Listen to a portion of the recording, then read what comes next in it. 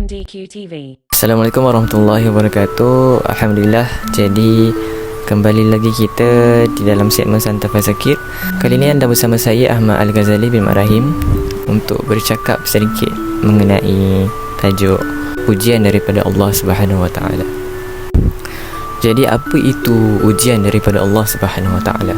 Ujian itu bermaksud ketahanan iman seseorang terhadap dugaan yang menimpa, sama ada zahir atau batin, yang pasti ada hubungan kait dengan kehidupan di akhirat kelak. Jadi setiap manusia yang bergelar hamba Allah tidak akan terlepas daripada sebarang ujian yang menimpa. Ujian itu datang kepada semua golongan, sama ada kecil ataupun besar, tua ataupun muda, sama ada dia Islam ataupun kafir, kaya dan juga miskin, semuanya pasti akan diuji. Allah berfirman di dalam surah Al-Ankabut ayat ke-2 dan ke-3. A'udzubillahi minasyaitonirrajim. Hasiban nasu an yutraku an yaqulu amanna wa hum la yuftanun. Patutkah manusia menyangka bahawa mereka akan dibiarkan dengan hanya berkata kami beriman, sedangkan mereka tidak diuji dengan sesuatu cubaan. وَلَقَدْ فَتَنَّا الَّذِينَ مِنْ قَبْلِهِمْ فَلَيَعْلَمَنَّ اللَّهُ الَّذِينَ صَدَقُوا وَلَيَعْلَمَنَّ الْكَاذِبِينَ. Dan demi sesungguhnya kami telah menguji orang-orang yang terdahulu daripada mereka, maka dengan ujian yang demikian nyata apa yang diketahui oleh Allah Subhanahu Wa Taala tentang orang-orang yang sebenar-benarnya beriman, dan nyata pula apa yang diketahuinya tentang orang-orang yang berdusta. Saat kebimbangan dan kegelisahan yang melanda di jiwa, maka sabar dan solatlah merupakan solusi yang terbaik yang wajib kita lakukan. Bergantung haraplah hanya kepada Allah Subhanahu Wa Taala dalam sebarang situasi dan keadaan. Manusia itu hanyalah perantaraan.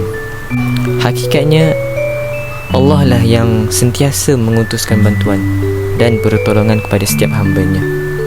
Bahkan tatkala kita mengalami kesusahan dan kesempitan hidup, contohnya kerugian dalam perniagaan, kegagalan dalam percintaan dan rumah tangga, mengalami kesakitan dan pelbagai lagi masalah lain, maka sabar dan solat adalah penyelesaian yang terbaik. Bangun, bermunajatlah di sepertiga malam, memohon segala hajat dan mengadulah hanya kepada Allah Subhanahu Wa Taala agar hilang keresahan itu, agar lega jiwa yang gundah gulana. Berdoa dan terus berdoa tanpa jemu. Pohonlah agar Allah Subhanahu Wa Taala memberikan kesabaran, ketabahan dan kekuatan dalam menghadapi sesuatu ujian.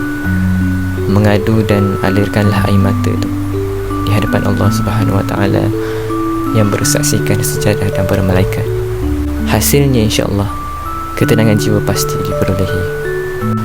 Justru sama-samalah kita hadapi setiap permasalahan kita dengan penuh sabar, redha dan sentiasa bersyukur ke atas segala nikmat yang telah Allah berikan.